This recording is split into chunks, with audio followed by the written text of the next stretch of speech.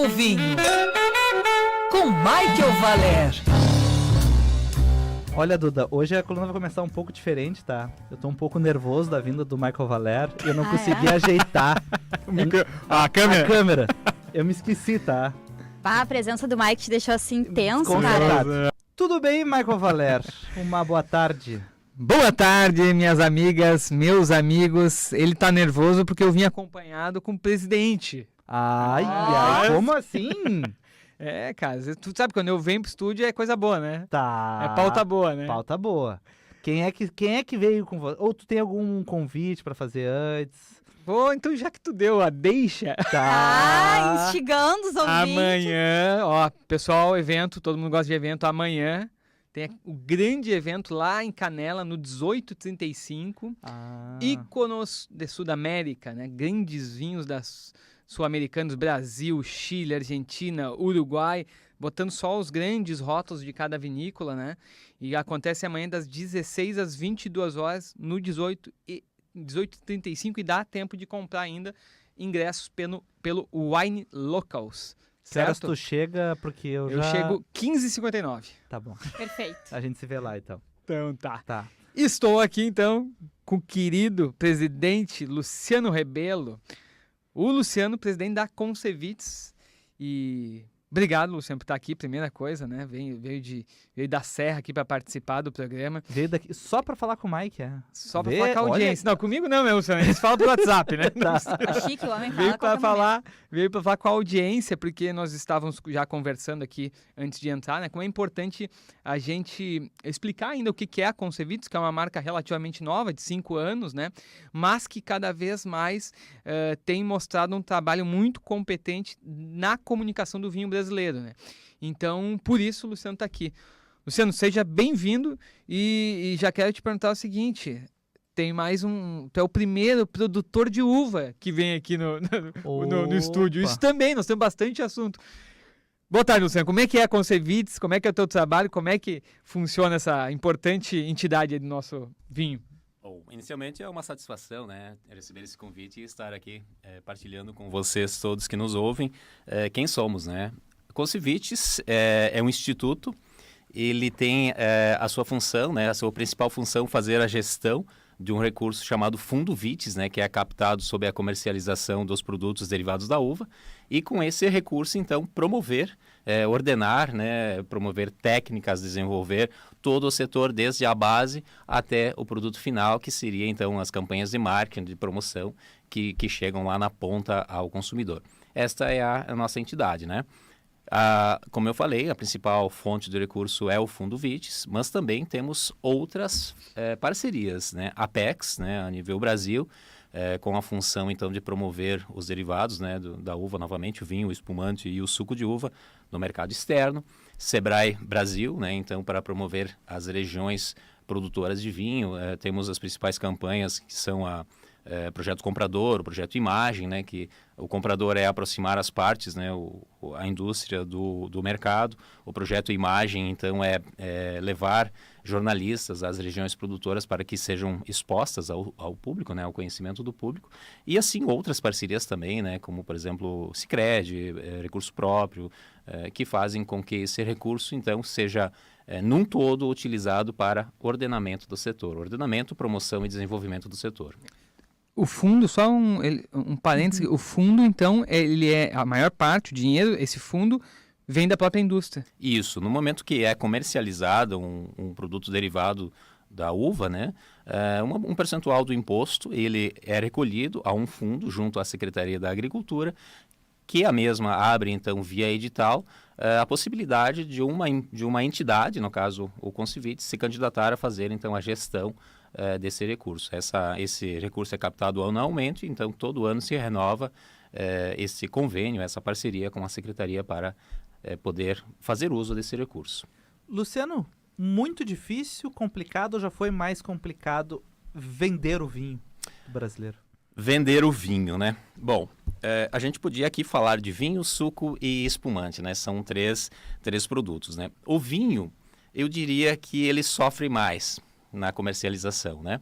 O espumante, ele já está consolidado, né? Os espumantes do Brasil, se a gente falar do Rio Grande do Sul, Serra Gaúcha, eles são produtos que já caíram no gosto do nosso consumidor, então eles mantêm um índice de comercialização muito parecido ano após ano e uma pequena crescente, né? O suco de uva, ele é um produto natural, né? Ele não tem contraindicações, assim como o espumante e o vinho tem uma percentual alcoólico, né? Então é muito mais tranquilo de você promover, né? Pela questão mais saudável do suco. Entre todos, o vinho é o que causa mais dificuldade e sofre mais concorrência também com produtos que vêm de outros países, os vinhos importados. Como esse trabalho de vocês para justamente cresceu muito, como tu falou, mas também fazer que as pessoas bebam mais vinho gaúcho. Isso mesmo, né? A nossa marca é vinho brasileiro e suco do Brasil, né? O nosso principal público-alvo ainda é o Brasil, ainda é o consumidor nacional, que hoje consome 2,1 litros ano, né? É um número muito pequeno, né? E quando a gente fala de vinho brasileiro, né? A gente tem que citar aqui que a qualidade do nosso produto, ela subiu muito, né? Nós temos produtos hoje que competem frente a frente com qualquer produto do velho mundo ou com países muito mais tradicionais na produção, né? Então, hoje, eu digo aqui a todos vocês que qualquer vinho que estiver no mercado brasileiro, você vai estar com um ótimo produto, né? Talvez diferente, né? Em função das características de cada região, né? A gente fala de um vinho do centro do país, ele vai ter lá a característica da dupla poda. Se a gente for mais ao norte, a gente vai ter as características de um vinho mais tropical. E o nosso, né? A nossa característica da Serra Gaúcha do Rio Grande do Sul. Mas todos eles excelentes vinhos e fica aqui a dica, né? Prove, né? Deguste, veja quais os vinhos de sua preferência, mas não deixe de consumir o que é nosso, né?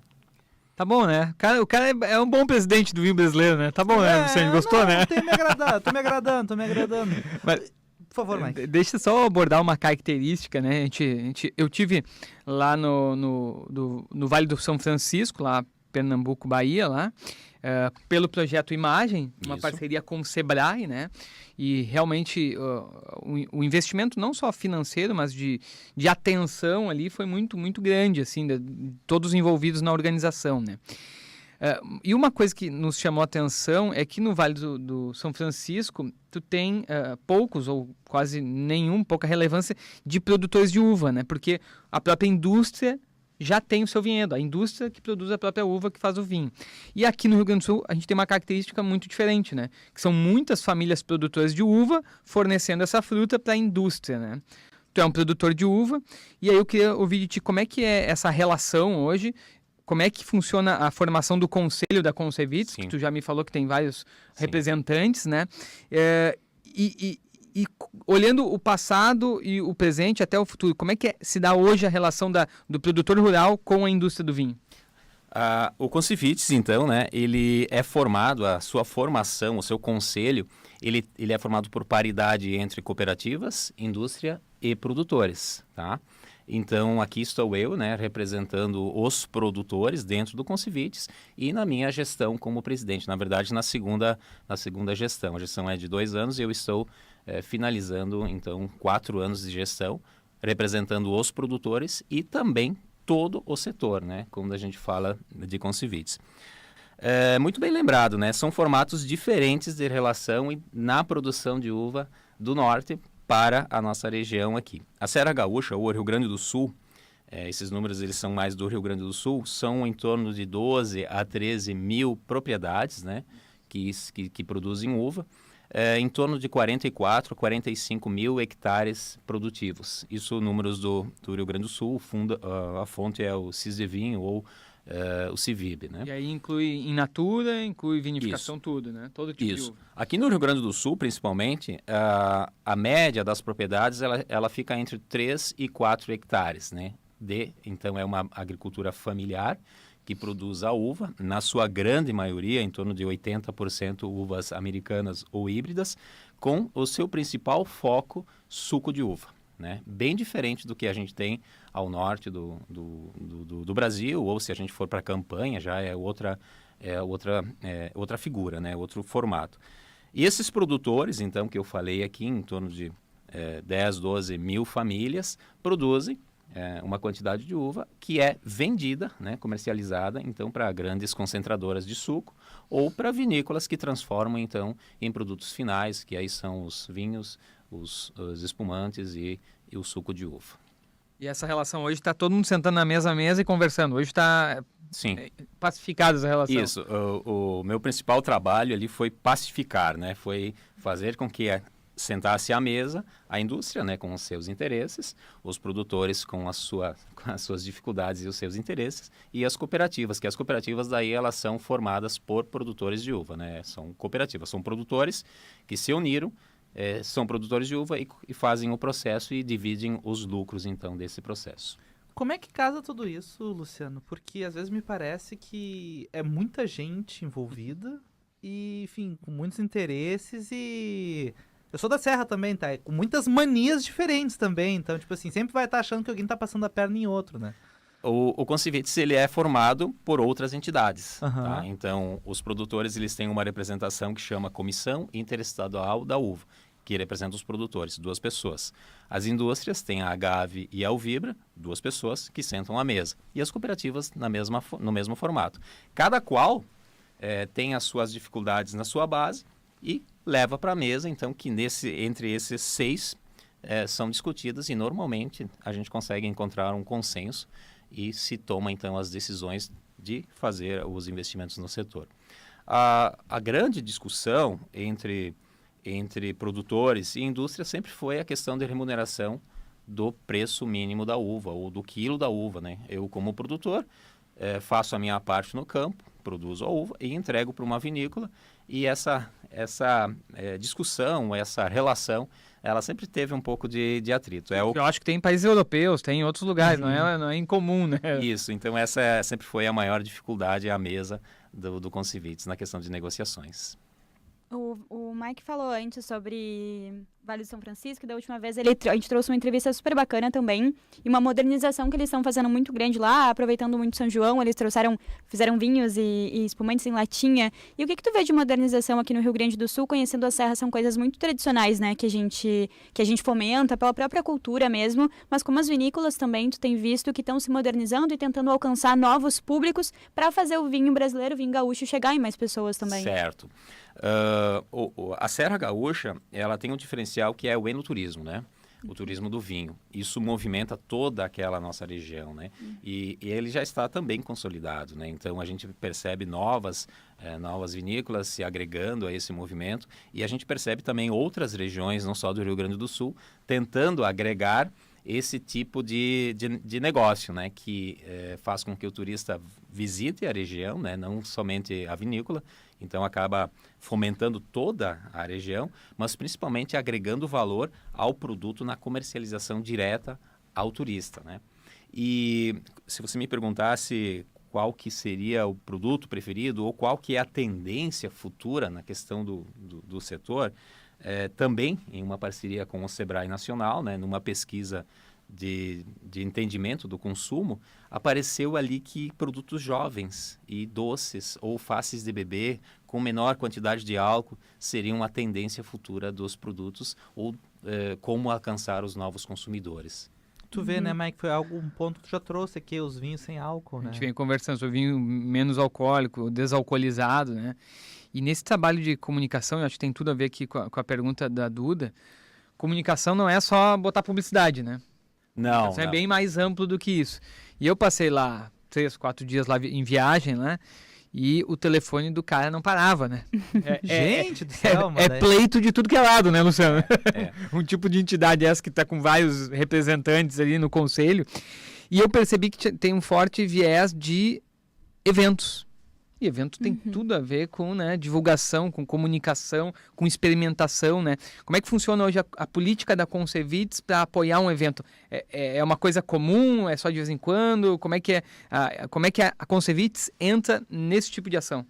Então, os eventos que têm na sua base o vinho, né, o espumante ou alguma coisa mais direcionada para isso, via edital, né, o Concevites, de tempo em tempo, ele abre um edital de apoio a eventos. Esse evento, então, ele pode ser candidato a receber recursos do Concevites. Basta atender ali as regras, as exigências do edital e pode sim estar recebendo recursos para promover o vinho. Dá para dizer que uma dos principais focos da Concevites é apoiar esse tipo de evento. Sim, é também um deles, né? Nós temos praticamente 30 projetos, 30 frentes de trabalho que vão desde de pesquisas à base, em parceria com a Embrapa, até mercado externo, participando ou levando empresas a participar de feiras em outros países, né? Em todo o mundo. Estamos aqui na Band News FM, conversando com o Luciano Rebelo, presidente do Concevites, que veio aqui falar um pouco da entidade, um pouco de vinho aqui na programação da Band News FM, agora 5 horas e 45 minutos. Luciano, a gente teve essa semana, a Prefeitura de Gramado ali decidiu suspender a emissão de alvarás, enfim, em função do crescimento, não emitindo novos alvarás por conta ali de uma preocupação em relação a manter a qualidade do atendimento, um crescimento, não um crescimento desproporcional, mas tentar melhorar a questão do serviço. E ali na região do Vale dos Vinhedos, por exemplo, a gente vê assim uma movimentação, novos empreendimentos, novas vinícolas, hotéis. Como a gente consegue casar um pouco esse crescimento, esse atendimento, mas sem perder também a essência que a gente pensa muito ali, agricultura familiar, pequeno produtor, aquele atendimento assim mais próximo, de repente se descobre a região, começa a ir um monte de gente. Resort. Como não perder a essência, Luciano? É uma preocupação que... Essas demandas chegam para ti também de ir no turismo? Sim, chegam. Essa é uma demanda muito antiga dos moradores, principalmente da região e produtores de uva, né? Defendendo aqui os meus, né? Eles até fazem uns comentários, tá? Mas e a uva? Vai para onde, né? Porque ali, naquela margem da rodovia, está se tornando um negócio ao lado do outro, né? E a essência, o Vale dos Vinhedos, né? Que seriam os vinhedos, ela está se afastando, né? Existem regras ali de construção, né? Os empreendimentos, eles têm que ser com um viés turístico ou voltado para o vinho, sim. Mas é uma preocupação, sim, muito parecida com a que você citou, né? Da região de Gramado. O crescimento um tanto exagerado, com hotéis gigantes, aí isso faz com que aconteça uma movimentação muito grande de caros, pessoas, né? E, sim, perde a característica, perde aquele formato tradicional da agricultura familiar, da polenta com a nona, essa coisa. E a diferença da nossa região, talvez, para outras, é que tudo ali é muito original. Ou seja, a casa da nona italiana, com o vinho no porão, é dali. Ela não foi trazida de outra região, né? Então existe sim um cuidado muito grande para que não se perca essa característica, essa originalidade que há na nossa região. E claro, o crescimento ele está aí, né? A gente percebe. E como é que... Se tem não sei se uma política, mas a gente vê os jovens, né, Michael Valero? Os jovens... Esses jovens.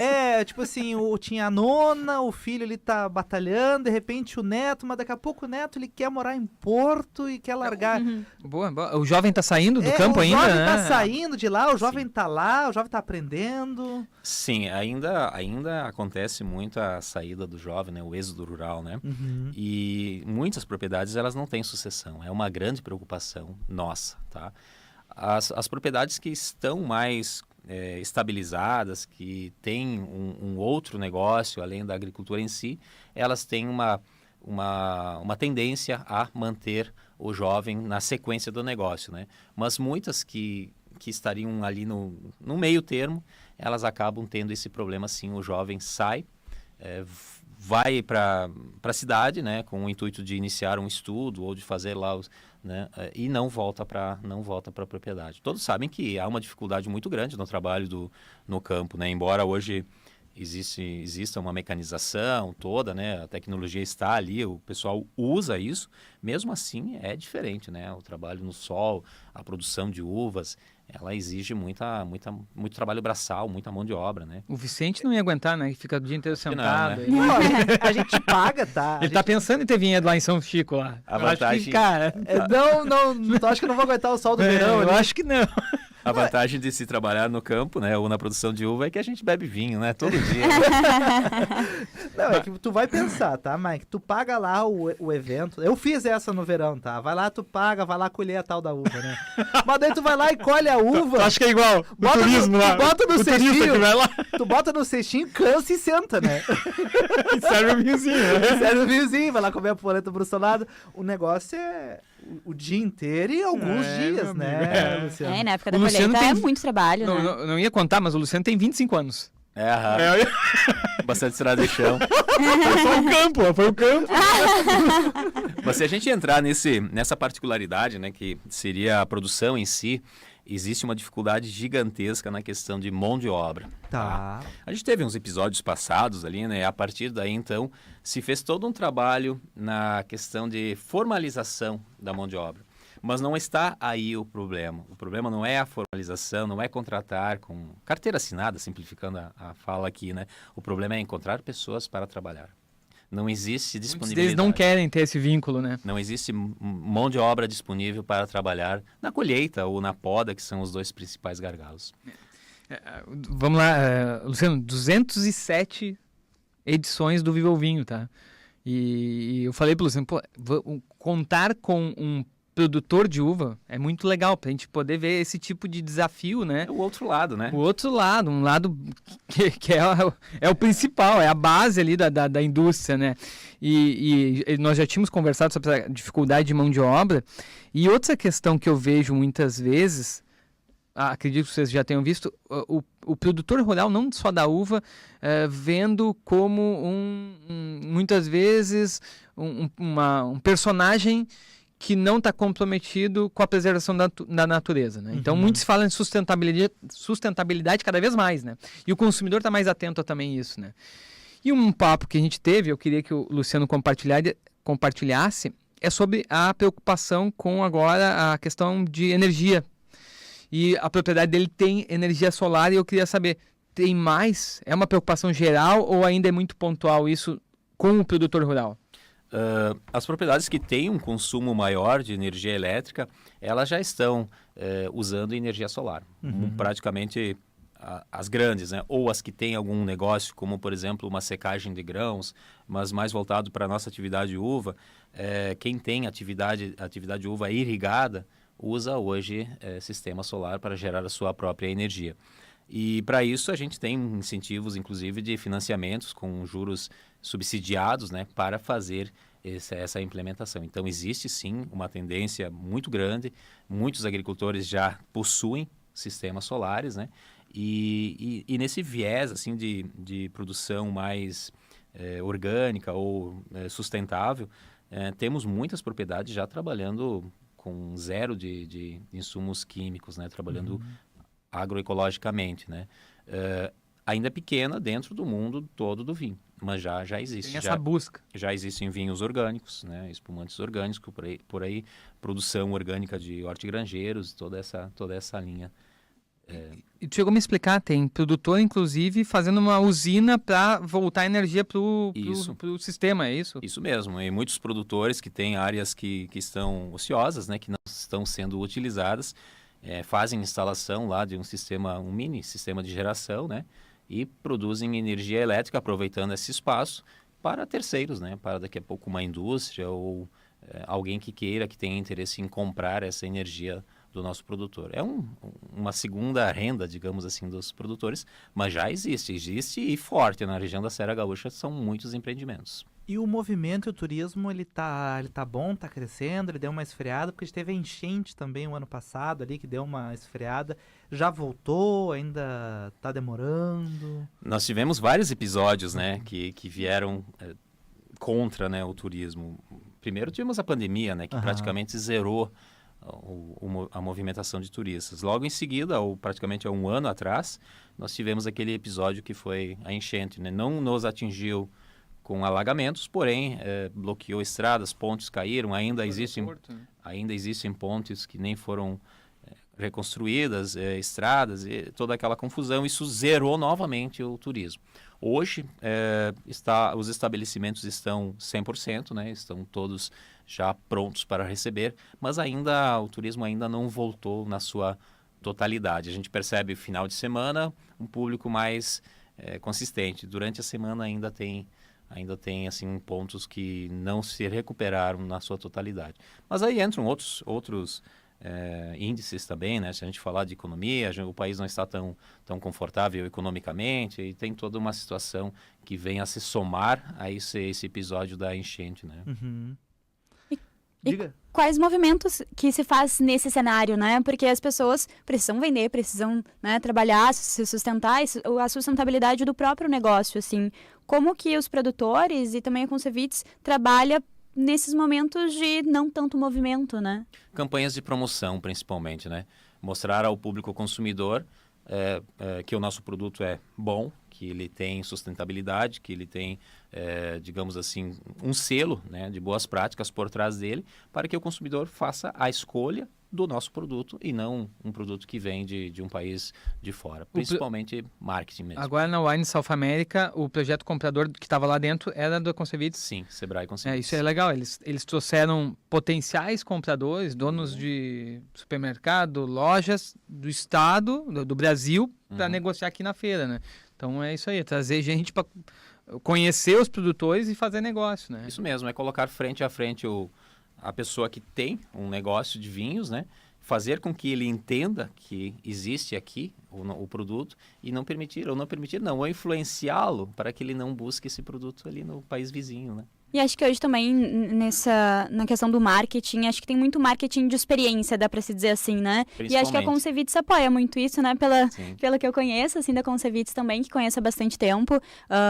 Passeios e mostrar como é que funciona, tanto colher a uva, quanto as próprias experiências que dá pra fazer na vinícola, né? E se as pessoas conseguem achar e ter aquele desejo ali de realizar essas experiências também, que são muito bacanas, né? Sim, a gente sempre fala que o turista ele não vem para degustar, ou para provar, ou para visitar. Ele vem para ter uma experiência, né? É isso que ele vem ali. Ele quer algo diferente que vá marcar a vida dele por aquele acontecimento específico ali. Como eu falei, né? São situações diferentes, cada vinícola tem a sua característica, cada região tem a sua característica, mas ele vem exatamente para buscar a característica específica desse lugar. A originalidade, como eu te falei, né? Sentar no lado do fogão, tomar um copo de vinho, comer uma polenta e escutar a nona falar. É uma experiência. Eu vou te dizer que, desculpa, Vicente, Vai. só uma última coisa. Eu sou apaixonada por Montebello e tem uma vinícola de lá que é a Fatim. E um dos meus vinhos preferidos é deles, é uma Vazia Bianca. E foi exatamente isso que tu falou. Eu fui visitar a vinícola e um senhor que é o dono, ele e o filho praticamente, que trabalham. E a gente ficou horas sentado do lado de um fogão a lenha, comendo a geleia que ele mesmo fez, os queijos e ouvindo histórias sobre vários vinhos. E acho que essa experiência realmente é muito bacana, assim, Sim, né? conheço a vinícola, até se estiver nos ouvindo, um grande abraço lá ao Fatim. Mas é exatamente isso que o turista busca. Não é a mesma a igualdade, né? É algo diferente. E a gente percebe esse crescimento, tá? A gente percebe novos empreendimentos, empreendimentos diferentes, empreendimentos resgatando produtos que eram lá de muitos anos e oferecendo neste formato aos novos turistas. Falamos aqui na Band News FM com o Luciano Rebelo, presidente da Concevites. Luciano, a gente, toda sexta-feira, quando o Mike vem aqui, a gente tem o famoso vinho de sexta, tá? Sugestão que ele vai trazer pra nós, enfim... O cara, às vezes, para lá no mercado, no empório, fica na dúvida. E daí o Mike sempre dá aquela sugestãozinha. E hoje, Michael Valé, qual é o nosso vinho de sexta? Já que o Luciano falou de novos empreendimentos, vou falar um vinho de sexta de um empreendimento novíssimo. Um cara que amigo do vinho, que eu conheci por meio das degustações e se tornou um grande amigo aí, sei lá, quase 10 anos, que é os vinhos do César Curra. César Curra, produtor de Flores da Cunha. Há anos, né, da família lá da Via Piana, lá, há anos fazendo direção comercial, sommelier, né, desenvolvendo o mercado ali da Via Piana, e comprou uma propriedade há 3, 4 anos atrás e começou a produzir sua própria uva e fazer seu próprio vinho. Um pouco, né, diferente da maioria dos projetos que às vezes começam comprando uva.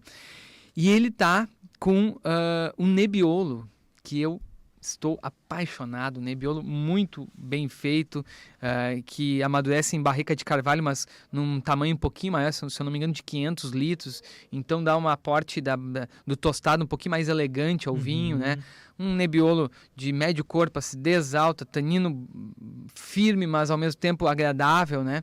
Uma bela experiência. Já que estamos falando de experiência, né, Luciano? Então, uma bela experiência. Nebbiolo do César Curra. Só que assim, vai ter que dar um Google, tá? Porque ainda é produto no lançamento, não é tão fácil de encontrar, né? Tá, gostei. Posso finalizar? Finalize. Finalizar uma frase do Luciano pro futuro do vinho brasileiro. Para o futuro do vinho brasileiro, a qualidade dele é espetacular e vai crescer muito, inclusive os vinhos mais simples, os vinhos de mesa. É isso. Obrigado, Gostou dessa, gente? Obrigado, Tá Luciano, bom, e né? parabéns pelo trabalho, tá? Parabéns. Tchau, gente. Tchau, tchau. Bons vinhos, bom Beijo. fim. Tchau. Valeu.